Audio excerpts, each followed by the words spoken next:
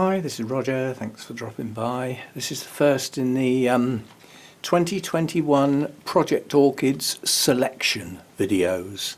Now, I'm only having 5 in each set this time, and in this particular set I'm going to show you 7. And the elimination process is going to be very, very simple. All you've got to do in the comment section is say which one you don't want selected, and you can only select one. Yeah, and then I'll add up, the counts at the end and find out the 2 that have been deselected. I may override that on the grounds that I might have a very, very good reason for including them for my own purposes and my own benefits. But we'll at least give it a go. So all you need to do is have a look at the 7 plants and decide which is the one you would least want to see as part of the 2021 Project Orchids. We're starting with the Oncidium Alliance. That's the set I normally do first. And the first plant up is this one, which is a Brassia species, Verrucosa, and it's the variety Sea Breeze. Now this came from Burnham's last year at their 70th anniversary, and it was a bucket, basically, with a huge plant in that promptly bloomed with enormous long spikes. Sorry, it was in bloom when I got it. Was it last year I got it? Irrelevant. Effectively it was split. This is the largest piece, and it currently has 4 new growths which potentially should all bloom. They're not mature yet, they're still swelling, but they've all got their leaves. The plant itself has developed quite a few roots. Most of the older roots are actually in the centre of the pot. They may or may not still be with us, but we can't see them, so there's no way of telling. You can see the way it was potted, it was set back. So all the new growth sort of form a semicircle like this, hopefully leaving room for the next set without having to repot. So the progress on this one that we'll be watching will be the bulbs maturing, followed by the spikes, followed by the blooms, followed by the new growths. That's about as far as we'll probably get, given the season. The first benchmark video will be done in March. This is a selection process, so obviously this is not the start. This is just what they look like now, and I will take a still from these videos so that we've got it as this is what they look like in January. It may be useful. So that's plant number 1, Brassia verrucosa Sea Breeze, and the current state of play is maturing new growths, reasonable root system progressing. There's lots of root tips, active root tips on that, and it's got basically 3 very large old bulbs backing up these new growths. Okay, so that's plant number 1, and my reasons for choosing it. Right, plant number 2 is Miltonia Sunset, or Sunsets, because there's actually 2 plants in the pot. This plant had some bad rot set in. The 2 leads were taken off and promptly stuck in a pot with moss to try and grow some roots. The state of play we're at the moment is the roots grew, and in addition to that, another new growth started, which are also producing some new roots. Those new growths, in effect, one on each plant, will replace the existing root system. That will be its main root system. Okay, progress on this should be that the 2 new growths, this one's a little larger than this one, they should both mature, and if they try and bloom, they will be allowed to do so, because they've got 2 reasonable sized bulbs backing them up with leaves on. And as long as they produce a reasonable root system, we'll allow them to bloom. So that should be the progress on that one. Maturing the new growths, one of which is only relatively recently started. It's a recent repot, and it's gone into charcoal, the bark from burnums and a bit of perlite, which is effectively a new mix for me. So I'm trying a new mix with some of my plants, and this is one of them. So that's plant number 2. Right, plant number 3 is one of my rarities, Miltoniopsis species. This is Rossioglossum, and it's the variety Xanthina. I can never say that properly. Xanthina. But it's crossed back with the original species. Yes, so it's the original species crossed with the yellow variety. And I'm assured by Burnham's that it should bloom yellow, but until it does, we won't know.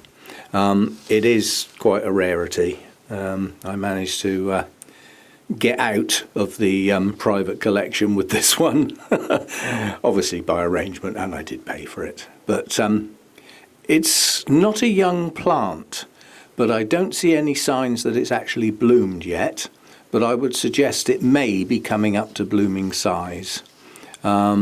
It's got maturing growths which haven't formed their bulbs fully yet. There's only one fully formed pseudo bulb there, that's that one, which still has a leaf on it. I was going to say just the one, but anyway, so that's the state of play with this one. I'm not sure whether I ought to take it out of the pot and see what the roots are up to in the near future. I'll think on it. But this particular Miltoniopsis species is a little more warmth tolerant than some of the others. So in theory it shouldn't be quite as stressed in my environment. So to actually get this to bloom will be quite an achievement. It really will. And I'm, willing to try, as they say. So that's that one. And my logic for putting this one in is just its rarity, and it's not going to be the easiest of plants to grow. To actually get this to bloom, in my book, will be quite an achievement given my environment. So it's almost like a challenge, this one. So that's that one. Right, this one is, well, it's highly likely to be Odontoglossum naeviem. As far as blooms are concerned, this is one of my favourite blooms. They are very, very attractive. Pop-ups, obviously. The reason this has been selected is it's in a mess, and it's nice to have something that's in a state of recovery. It's one of the plants that came from Jeff's, and when it came out of the pot it fell into many pieces, most with little or no roots. Hence it's all been bundled up together and strapped. But what we do have on here is a lot of new growths, which if they can get some roots going will make this into a nice clump of plants. It's not a single plant. I forget how many went in there. I think it was about 4. But starting here by the label tag, we've got a new growth here, another one here, another one here, maturing one there, maturing one here, and there's one in the middle of the plant. So we do have quite a few new growths. But what we also have, again, is a new media for me. This has been potted in the cocoa husk with some charcoal. Yeah, and I think we threw some bark in there as well. Yes, looking at it, so that would also have some of the Burnham's bark in it.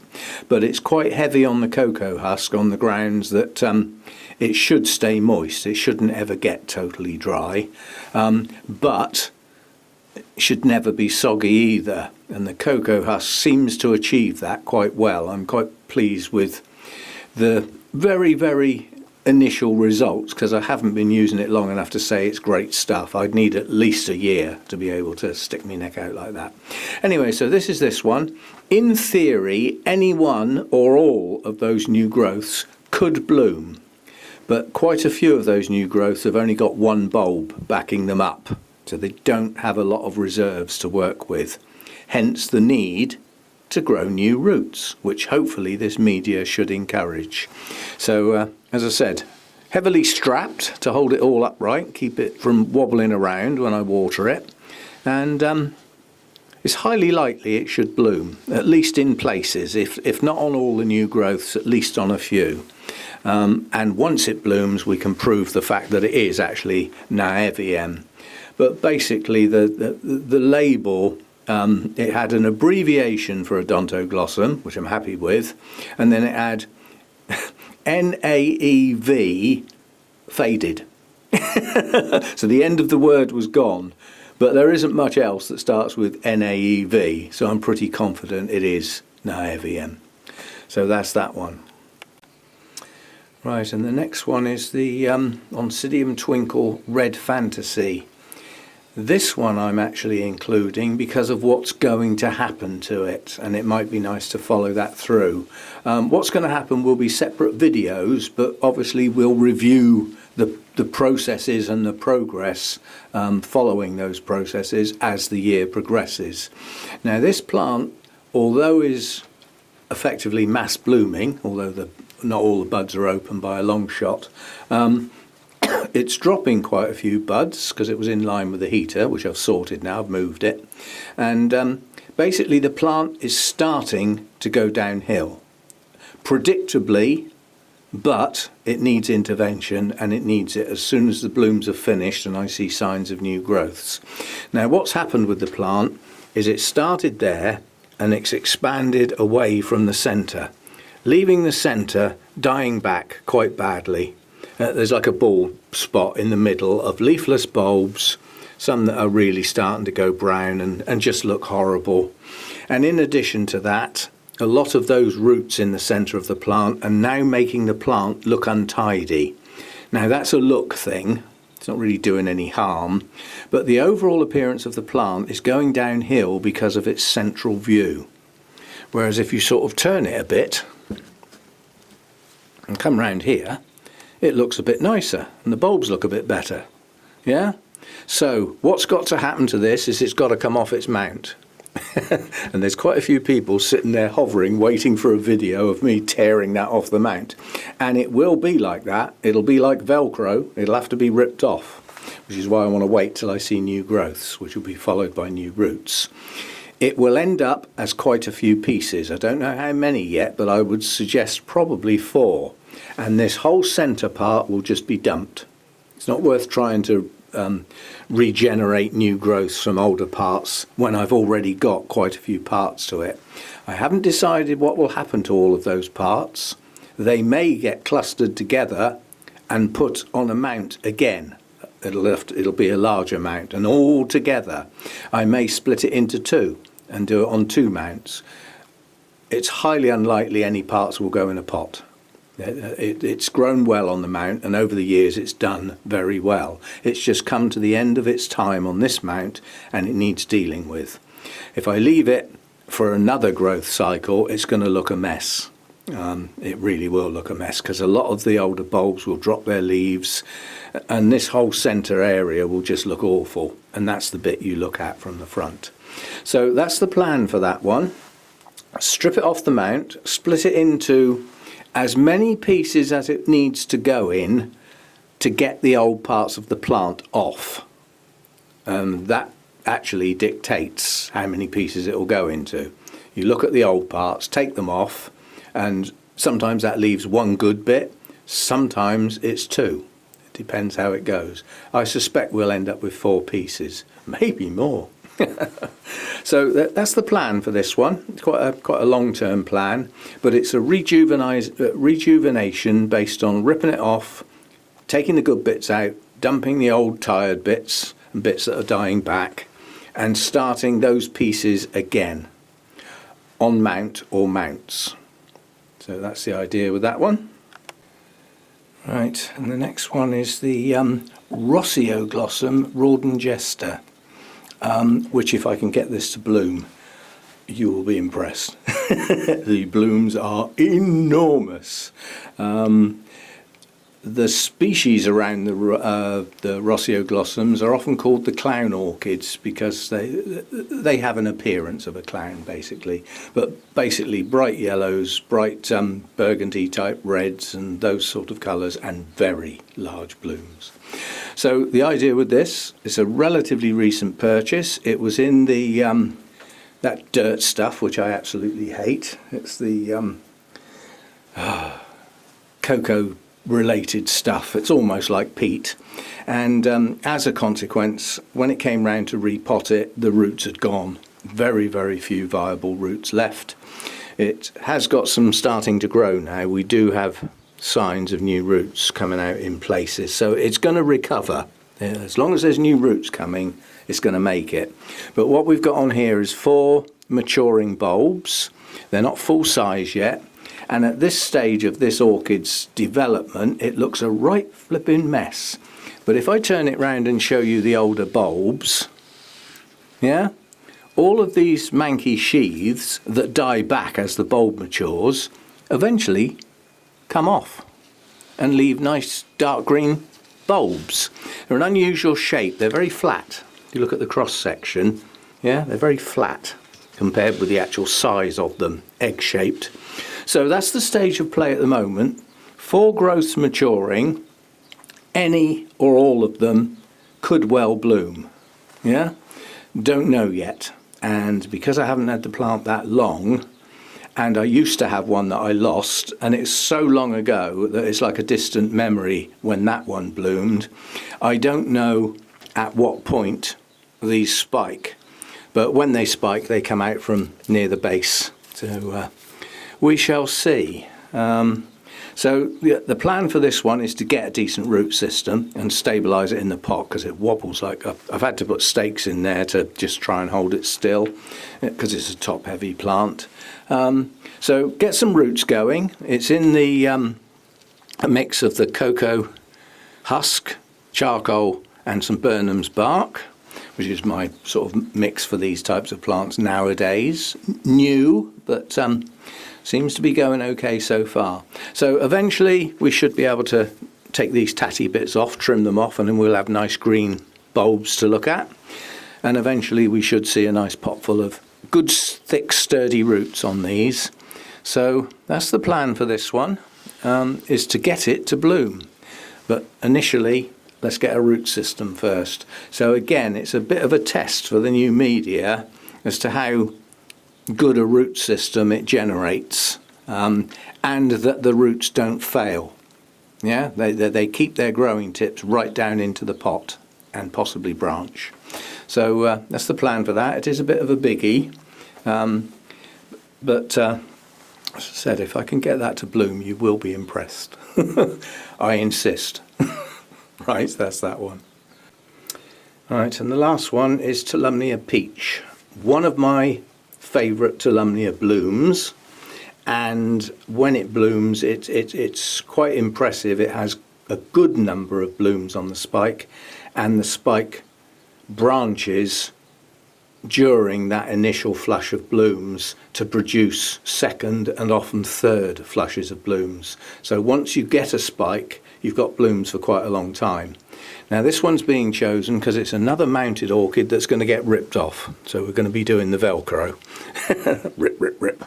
But now is the time to do it. If you look at this large growth here that started to point downwards and had to turn itself upright, which is part of the reason to do this, it's got some good roots. They're relatively new, and in under there are growing root tips, but it's also got another new growth starting from that base. And then if you come over here, if you look down on the end of my finger, that growth there also has a new fan starting. Yeah? So there's another part of the plant that's coming into active growth. But what's happened around the back of the plant is it's just getting old, tired and tatty. Fans that have gone, died back, ones that are in the process of doing just that, like, let's see if I can put this down. This fan here is dying. It's dying back, like these have done. So this part of the plant is not looking good at all. But up the back of the plant and round this side is looking good. So the idea is to take it off of its mount, and there won't be much root trimming going on because it's quite difficult to tell dead roots from live roots with Tolumnias. If you look at the very base of the mount, there's some very dark brown roots. Those are probably the oldest ones. They may or may not be dead. They probably are, because that may well have been the roots that was on it when I first mounted it. But there's going to be a lot of roots left behind because there are an awful lot of roots attached. But the base of these fans is far enough away from the mount to enable some roots to come off intact. So that's the idea of including this one. These latest growths should actually bloom. This one and this one should actually produce blooms, unless it is so upset by the remounting process. That remains to be seen. Otherwise there should be spikes coming on there. Probably waiting for the longer days, and then we'll see how that goes. But yeah, it needs rejuvenating. It probably won't go back on the same mount because it's a very curved mount. I'd rather have it on something flatter, so it'll probably go on a piece of cork. Okay, so and from my point of view, it's nice to include a Tolumnia, as they're a little odd in the Oncidium alliance because of these big thick fleshy leaves, succulent like leaves. So they are different, quite different in fact, and they grow differently as well. So anyway, so those are they, and like I said in the beginning, your job now to help me out, should you choose to join in, is to choose one that you would like to see dropped. Yeah, but only one. Even though I'm going to drop two, you just choose one. It'll get too complicated for me if people start doing ones and twos. So if everybody just chooses the one they would least like to see included, and you know, I mean, they will all get selected by some people. So I will do a count and find out the one with the highest count, and unless I've got a very good reason for overriding it, that will be the first one to be dropped. And then the one with the second highest count will be the second one to be dropped, leaving the 5 for the project orchids. And the actual projects proper will start in March. So it sounds a long way away, but you'd be surprised. Yeah. Okay, so that's set number 1, the Oncidium Alliance, for you to help me select the 5 to be filmed at regular intervals throughout 2021, which starts today.